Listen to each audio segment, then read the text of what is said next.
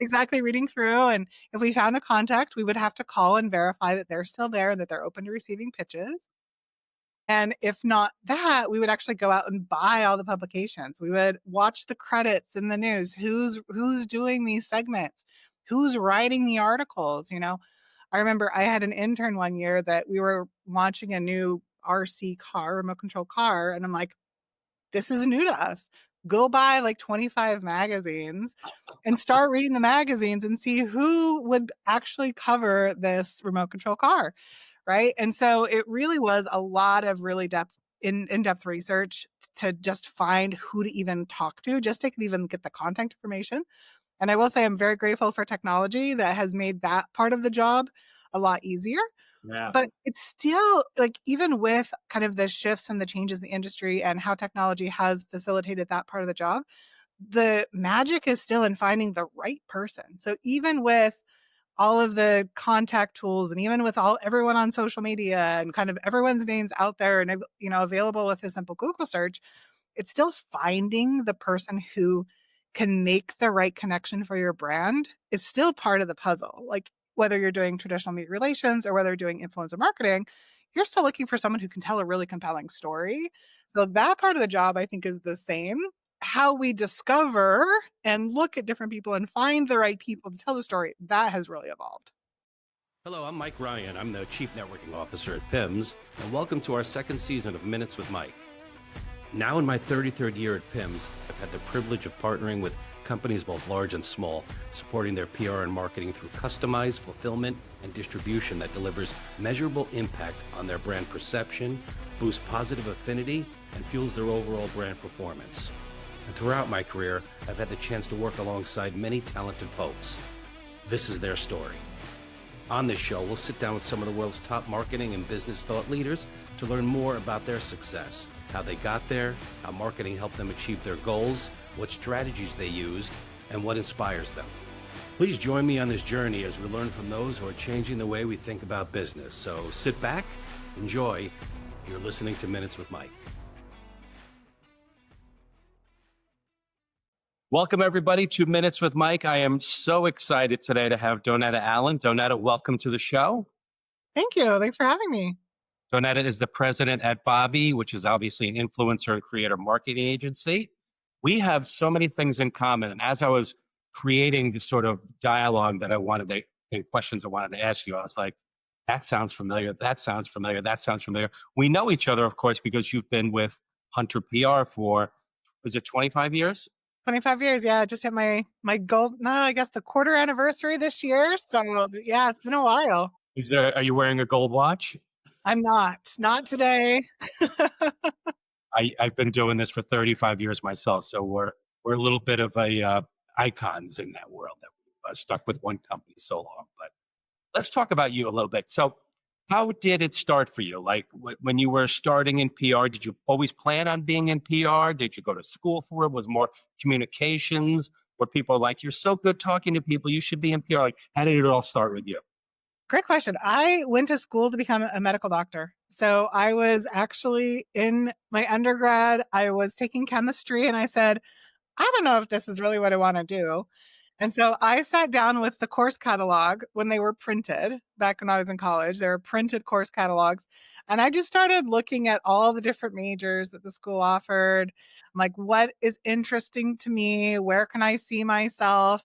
And I landed on this description of a job called public relations. And it included, there was HTML coding and there was communications history and there was like business classes. Like the amount of classes that we had to take for public relations was really just interesting to me. So I said, let me take a couple of introductory courses and see if this is a good fit. And it was. And so I went and took a couple of classes. Where I went to school, we had to apply to become a public relations major. So I did a year of kind of like prereqs, and then I applied. I was accepted to the program. And I just, from there, never looked back from PR. I finished my studies. I did an internship in New York City while I was a student. And that was it. That sealed the deal. I got to do consumer PR for shavers and sheets and a couple of other fun things, and I got the bug. And so when I graduated from college, I started looking for a job in New York. I knew I wanted to be in New York. I wanted to work in consumer PR. and led to a wonderful opportunity at Hunter, where I got to start my career working on kind of everyday products like Cool Whip goldfish crackers and Oreo cookies and Kool-Aid. So just kind of really got to start my career working for some fun brands. And, from there, never really looked back. I really just loved PR and what we were doing. And I just kind of consider myself, I evolved with the industry and how my career trajectory kind of like shifted. But, I have such fond memories of my early days of like getting in and wearing costumes for our brands and putting on like a radio tour and doing kind of some of these classic like public relations tactics that really, I think, helped framed and shape how my career kind of went from that point. It's funny how people that are not in the industry look at the people that are in the industry, right? Like I'm sure because listen, I worked at PIMS, right? We're a fulfillment and distribution service. We work with the PR agencies, but people just assume I'm in PR, and because they don't understand it, they think PR in advertising, same thing, right? Like so. I know what you do. You go to like events and galas, and you wear the nice suit, and I'm like, no, no, I'm stuffing stuff into boxes and sweating and staying up till 11 o'clock at night. I think what doesn't get lost on me, and I hope it doesn't on the audience, is in such what feels like a blink of an eye, a short time, we've come such a long way in what the expectations are for the PR folks. Like, tell me a little bit about this. Like, so everybody knows Cision, which used to be Bacon's, right? And when everything was media driven, right? When you were looking for newspapers and TV, radio, and magazines, a big part of your job was, you'd have to source this information. You'd have to find these editors, and you'd have to not only confirm who they are and what they do, but you'd also have to pick up the phone and start relationship building with them. Back then there was no such thing as paid media. It was everything was earned, right? So you pick it up and you introduce yourself. Tell me about those early days of and the all-nighters and Oh, goodness little gracious. press bits and stuff like that. Yeah. So like even before, my first 5 or 6 years kind of really working in like really specific media relations, we didn't even have like a digital database to search for names. So we would get those Bacon's books, which were out of date usually after they were published. And so we'd open up the book, and we kind of like start They're looking just thick, and like right? Yeah. exactly reading through. And if we found a contact, we would have to call and verify that they're still there and that they're open to receiving pitches. And if not that, we would actually go out and buy all the publications. We would watch the credits in the news. Who's doing these segments? Who's writing the articles? I remember I had an intern one year that we were launching a new RC car, remote control car, and I'm like, this is new to us. Go buy like 25 magazines and start reading the magazines and see who would actually cover this remote control car. Right. And so it really was a lot of really in-depth research to just find who to even talk to, just to even get the contact information. And I will say I'm very grateful for technology that has made that part of the job a lot easier. Yeah. But it's still like, even with kind of the shifts and the changes in the industry and how technology has facilitated that part of the job, the magic is still in finding the right person. So even with all of the contact tools and even with everyone on social media and kind of everyone's names out there and available with a simple Google search, it's still finding the person who can make the right connection for your brand is still part of the puzzle. Like whether you're doing traditional media relations or whether you're doing influencer marketing, you're still looking for someone who can tell a really compelling story. So that part of the job, I think, is the same. How we discover and look at different people and find the right people to tell the story, that has really evolved. I mean, on my end, I can almost remember the time that somebody called us and said, do you besides sending stuff to media, do you also send stuff to influencers? Mhm. And I held the phone and was like, what's an influencer? What is it? I Yeah. don't have no idea what that means. Tell me about your shift from traditional PR into this whole new influencer strategy, because, I talk about back in the days of media driven, sort of doing it, but it still exists today. And you talked a little bit about it here with, when you're building these relationships or you're creating these relationships with these creators or influencers, it's a whole nother world of getting involved with them. Tell me a little bit about that, how that shift happened on your end, what you remember happening, and what the early stages of that was. Yeah. So there are two things like that I can remember of things that I worked on that kind of were those hallmarks of, oh, this is going to be different now. So one is we were working with Transformers. So like the toy, that kind of the intellectual property, like it feel there was a great film and cartoon that came out with Transformers, and there was all of the great toys that came out with it. We were working with Transformers at that pivotal moment when they were going from toy brand to big screen movie, right? So kind of in that moment where like they brought on Michael Bay and everyone's like, what is Michael Bay gonna do with Transformers? And in that moment, there was a lot of skepticism, and we had to both look at how do we help bridge the gap from like lifelong fans of Transformers into being interested in this movie, and also how do we reintroduce the franchise, so to speak, to media. And that was the moment we said, okay, we know that there are these lifelong fans, and now there are these things called forums where fans are telling their stories and sharing kind of about their collections, their memories, and what they're doing to collect them. So at that point, we went in, we dug into forums, got into Facebook, we got into like little fan blogs, and started identifying Transformers fans that we wanted to kind of bring along the journey. And that's how we started building some momentum around making sure that when the movie came out, the Transformers fans were part of kind of that moment. We created special events for them. We brought them to sneak peeks of like scenes from the movie. We had a special moment for them during Toy Fair so they can kind of see what we were thinking and planning. And that kind of speaking to the fans, speaking to people who know the brand and are excited by it, kind of became a pivotal moment of like, oh, we can do more of this, right? We can talk to communities in a way that has amplification at scale now because of all of these online forums and channels of distribution. So that's one example. The other one where it really became kind of a moment was I was working with Monopoly and we were doing a big vote. We were doing a vote to change out the tokens. And it was basically like save the tokens, right? And spoiler alert, the cat won. But during that process, we ended up working with a lot of different Facebook pages and brands on Facebook to try and like save the different tokens. So like we worked with Duracell on Facebook to rally votes for a robot. Didn't win, but for the robot. I had a wheelbarrow company come to us and say, we need to save the wheelbarrow. What can Amazing. we do? And so we actually helped this wheelbarrow company like really get their Facebook page going so that they could rally votes for the wheelbarrow, right? And so at that moment, it was like, okay, there is this shift in what's happening and the way that we can engage kind of consumers and fans and speak to them through the social platforms with people who have influence rather than always relying on kind of your more traditional media.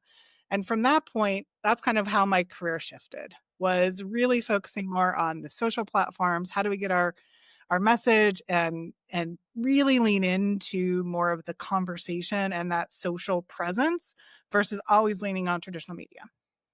I wanted to ask you about that's a really good point because the way that these sites have evolved too, right? Like Meta, which was Facebook, and TikTok and Instagram. And I heard you on another podcast talking about Twitter parties back in the day.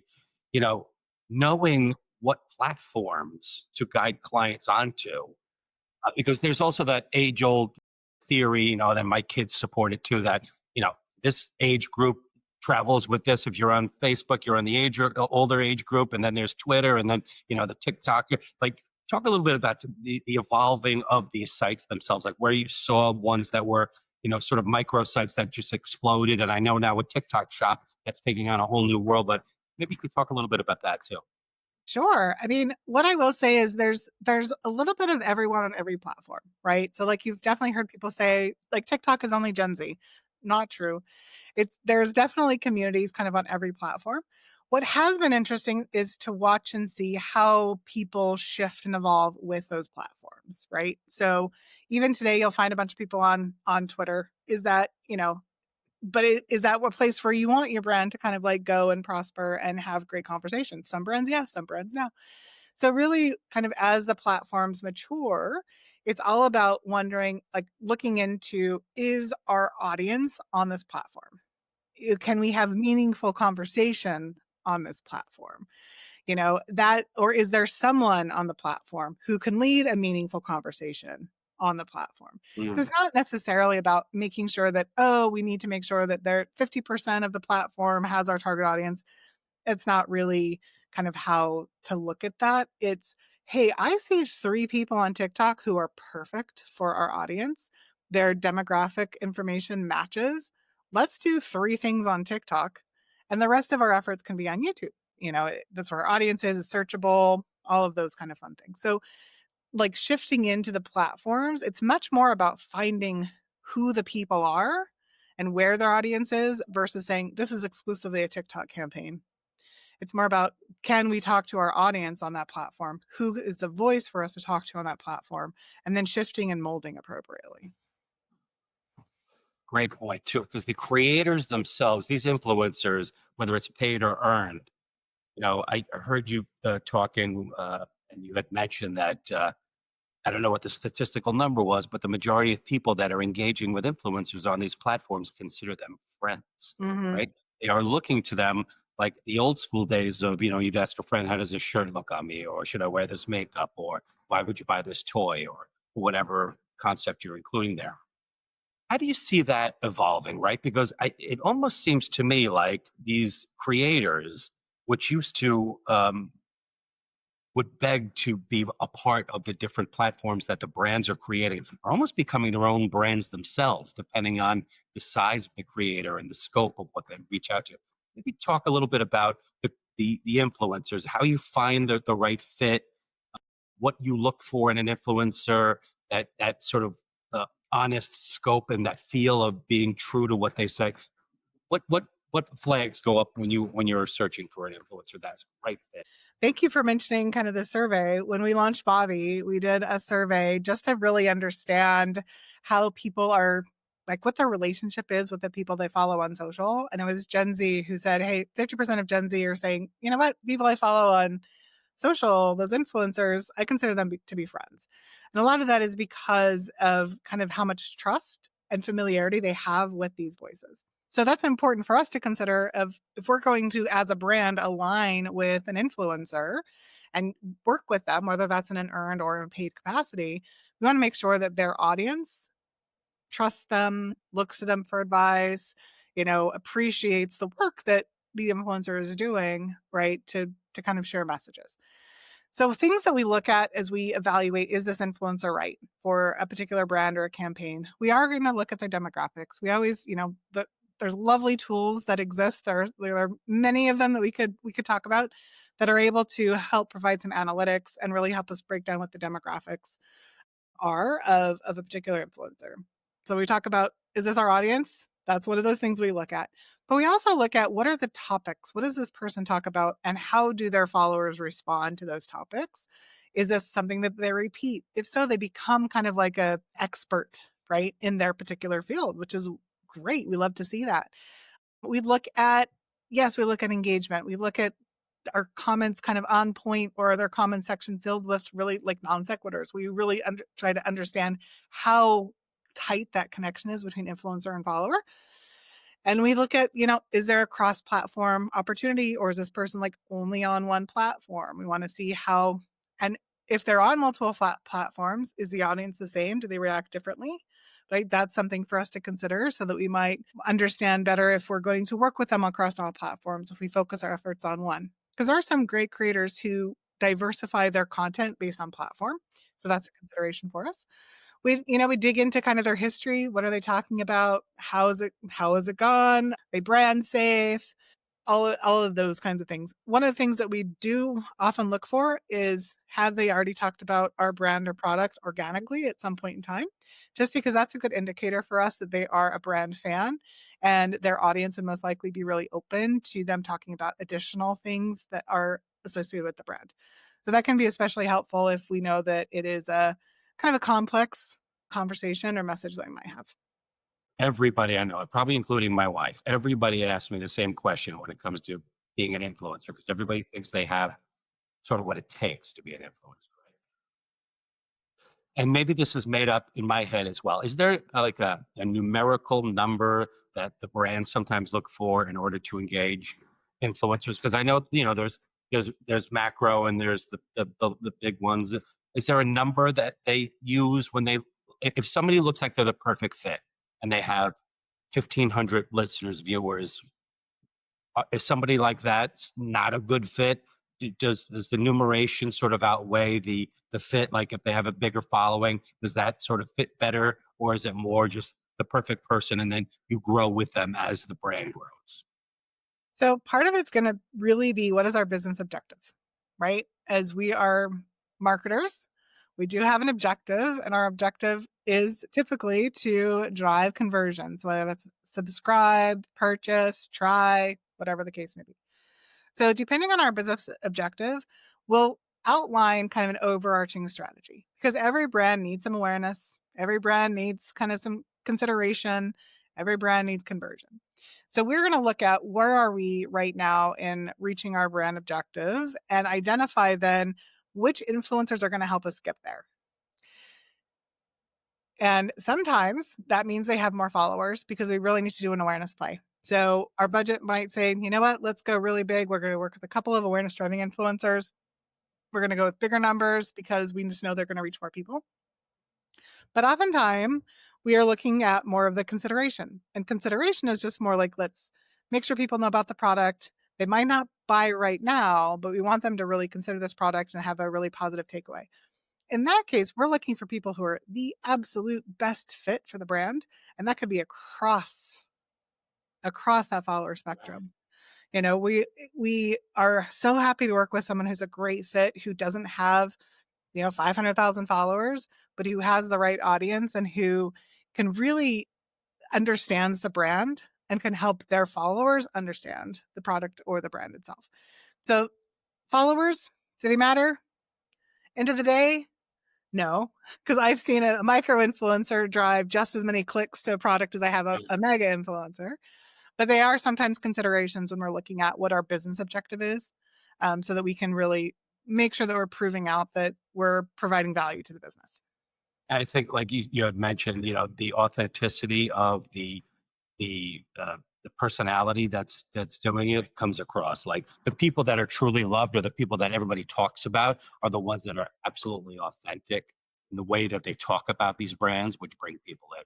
You did mention about your marketing to increase sales, right? So everything is based on different types of analytics that are drawn from data that's recovered from these sendouts.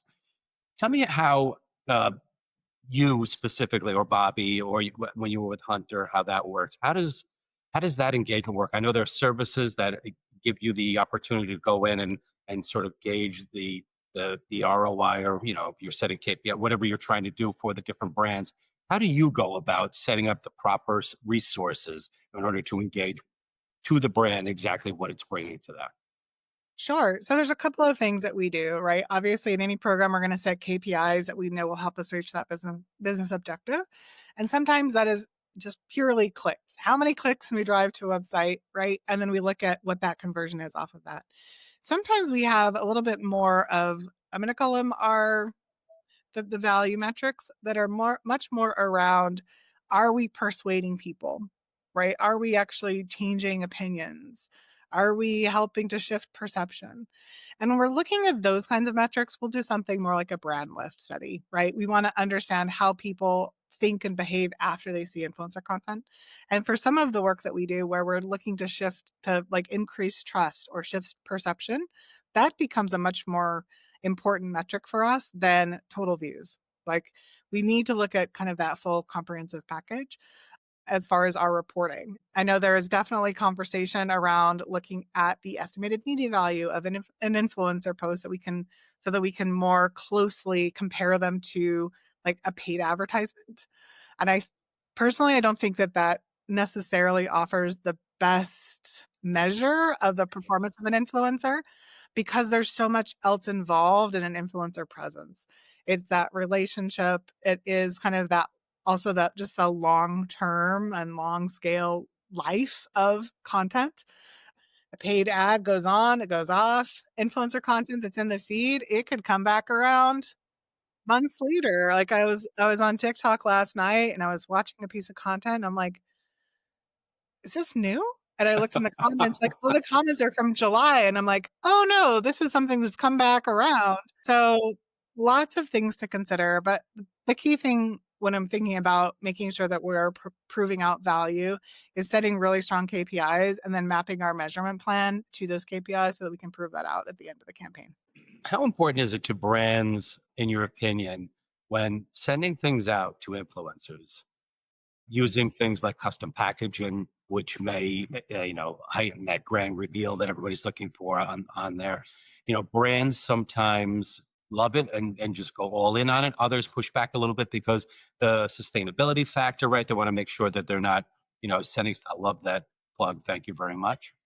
They want to make sure that they're not, sending out boxes that are just going to be tossed to the side. They want to make sure they're going to be left behind as a reuse or something along those lines.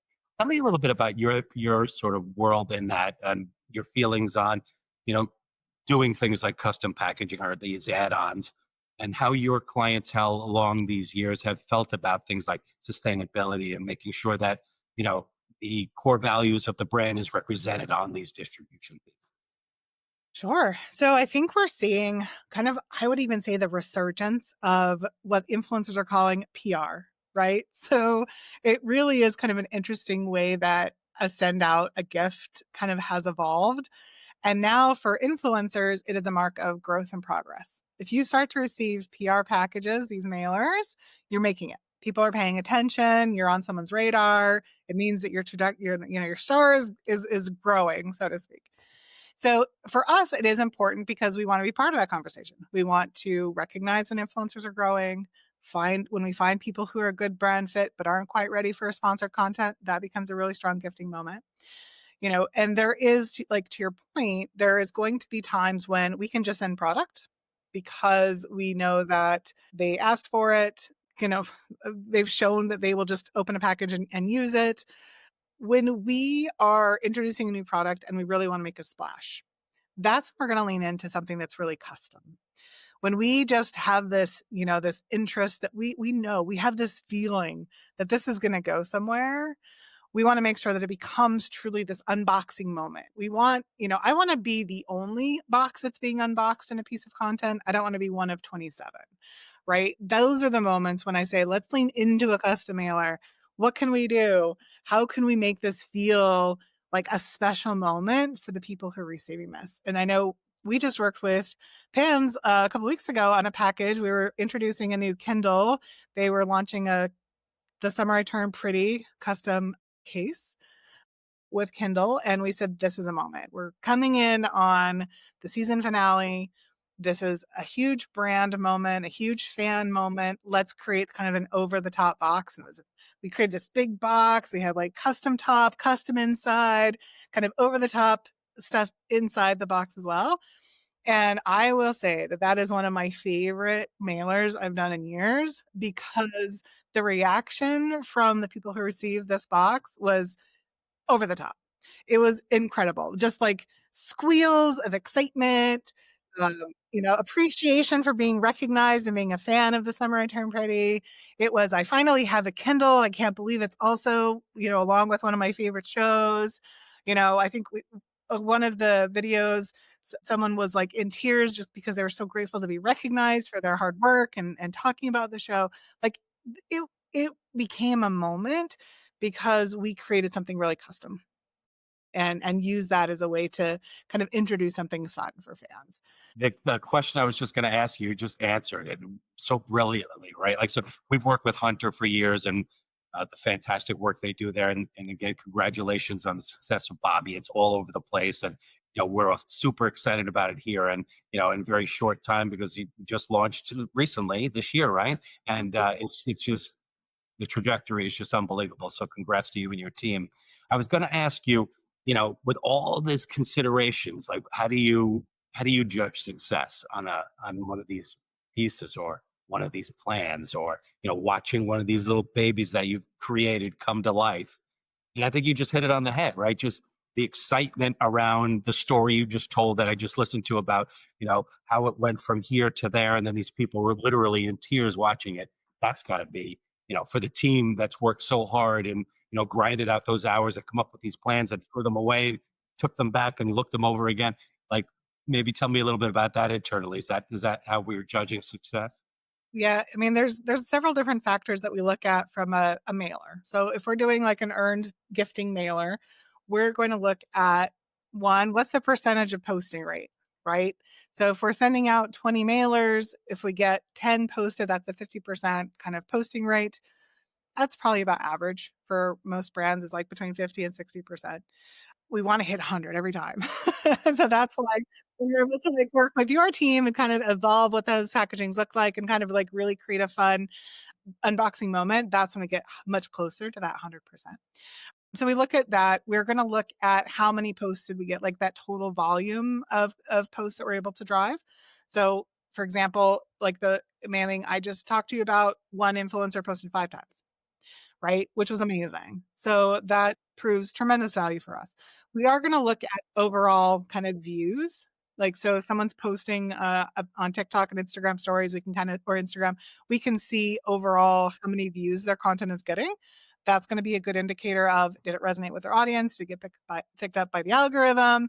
Were we able to kind of like insert ourselves into other conversations just because of the excitement or the reaction of the influencer as they were doing that unboxing?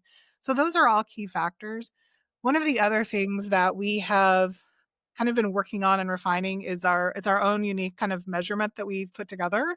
We call it our SAVE, and we look at what's the social ad value equivalency based on specifically on engagement metrics. So it's not just around views, it is what are the comments, what are the shares, what are the bookmarks, all of those ways that people engage with content, and we give them all of those actions a value weight, what kind of essentially helps prove out what is the ROI on a project. So it's something that we use from these gifting moments.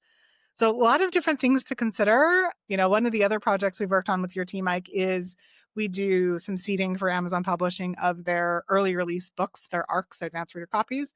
And in that case, we have a custom box that there's nothing else in the box. It's like the book and a ribbon, because these books are going to people who are really, really into books and reading.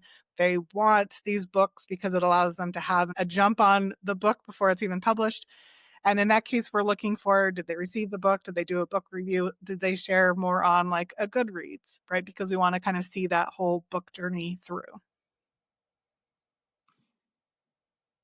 I would be negligent if I didn't ask you about AI, right? Like, of course, everybody on every podcast asks about AI. And, I still think of it as something new, although it's taken over our world, and I can't imagine not using ChatGPT and AI.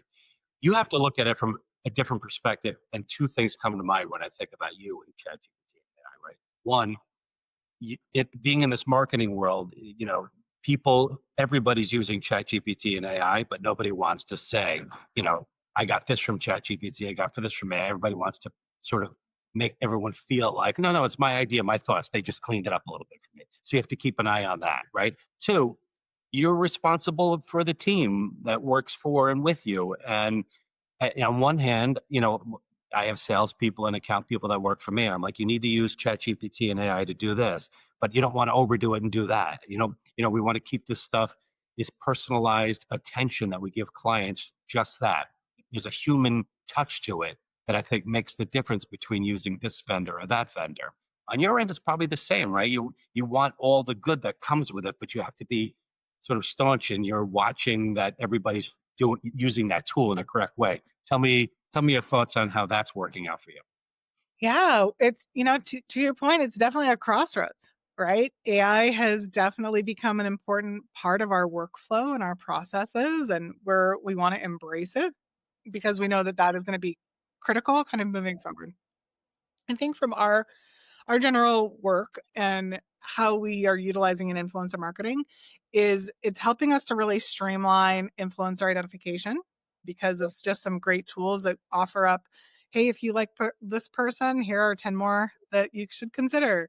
So that's something that's important for us. We're using it in kind of helping to streamline the overall vetting process using some really great AI tools to evaluate brand safety and just kind of overall engagement on posts. AI can help us identify if there are some bad actors kind of within the consideration set, if someone has bought a bunch of bots, right? All of these kind of things that help us really understand that influencer kind of presence on social and help us evaluate, vet, and recommend. Great use of AI. What we found is the middle process, we have got your vetting and selection, you got your negotiation and content creation, and then you got all your reporting. AI is terrific at the beginning and the end. And we're finding out in the middle where you need to negotiate, you need to build your relationships, you need to create your content, you need to like be flexible in how the content comes together and kind of work through nuances. That is really high touch human capital that's needed to really make sure that we're delivering the kind of content and product with our influencers that our brands are asking for. So that's an important kind of piece of the process. And then once we get to measurement, let's lean into AI. Let's use AI to help us analyze and help us really evaluate what was working, help us identify some learnings. I love using AI to evaluate comments, right? If you get something out there and there's 7,000 comments on a post, I use AI to like help me find commonalities so that we can really report on how people are reacting to the comments, to the content in general. So there's a lot of great uses for it. I think right now we're seeing it on the beginning and the end, and the middle really letting humans kind of be lead on that part of the process. But a lot of great ways that we can plug in AI. And here's the thing, it's evolving every day. It continues to change. And every time I try something, I'm like, oh, that's new. Cool. So it's part of the learning curve. I feel very similar to in like the late 2008, 2009, when Facebook came online for brands, Twitter launched, Instagram launched, like when all of those kind of what we're calling legacy social platforms first started to launch, immediately there was like a shift, right? And it really changed how we work. And that's what's happening right now with AI, is there's this shift that's happening, and we have to figure out how to really lean in and make sure that we are utilizing it appropriately and making sure that we are ready for all of the changes to come. And with us as well, one of the other big considerations is just how the GEO, right? So you've got all these LLMs that people are using, and people are shifting from Google search to LLM search. And for us as brand marketers, as influencer marketers, we need to see how our brands show up in those searches. So that's a big thing right now for us too. And it's shifting how we're looking at captions and what are the messages that we need to make sure pull through to inform these LLMs. It wasn't too long ago that if somebody asked me in growing up in the space, how difficult was it when you first got started? I would have been like, oh my God, you had to remember so much. I used to have to recite all the ADIs, remember the areas of dominant influence of New York, LA. I used to be able to go down to the top 50, right? Or circulation numbers. That all pales in comparison to stuff that you have to have in your brain personally. Like, what keeps you motivated? What keeps you going? Like, because just listening to all the stuff that you have to consider for these programs, not to mention master as you do them, like what keeps you motivated? Donetta Allen, this is your life. What keeps you motivated in that Well, space? so I've always just been motivated by change, right? I started a career in public relations, doing media reports, and now I'm really looking at influencer marketing and how can we be smart to make sure that we're appearing in LLM search, so that the constant change and evolution of the industry has really kept me invigorated. But I will say the other thing that I just love is seeing our kind of next generation of communicators coming up and learning and finding kind of the joy and kind of influence that they can have as brand marketers. That's really kind of inspiring to me now is both, yes, the work is exciting, but I also just really like working with kind of the next generation. What I get when I post these online is I always get a fair amount of students that say, why don't you ask them if they could go back in time when they first started and make any changes to their career path, or would they do anything different? Ask them that. That's what we're curious about. So what about you? Rewind the clock 25 years. You're walking into Hunter for an interview. You're just starting anew. What advice would you give yourself back then? Or what things would you change besides inventing AI and ChatGPT? What things would you change about the last 25 years if you could? As far as, walking in to Hunter and getting a job, I'm pretty happy with how that turned out. But I think where I might kind of look at personally overall my career, I would give myself advice to be much more confident much earlier in my career. I think a lot of kind of people kind of coming out of college don't quite know their place. And that takes some time to learn sometimes. And I wish I had found that a little bit earlier. But otherwise, I would have said, when YouTube launches, start a channel and just start posting. Because I really think things could have been different if I decided to do that in 2008. Make your own podcast. Exactly. Donetta Allen, thank you so much for being our guest here today. You've been wonderful and all the success in the world. I know you guys are doing great. Just keep at it. Very proud of you here. And Thank you. Thank you. Thank you so much for the time. And thank you for being a wonderful partner for so long. We love working with you. And my team was like, make sure you say hi to the team. We love Dylan. Wanted you to know that we just really appreciate your partnership and the work that you do for us. Thank you so much.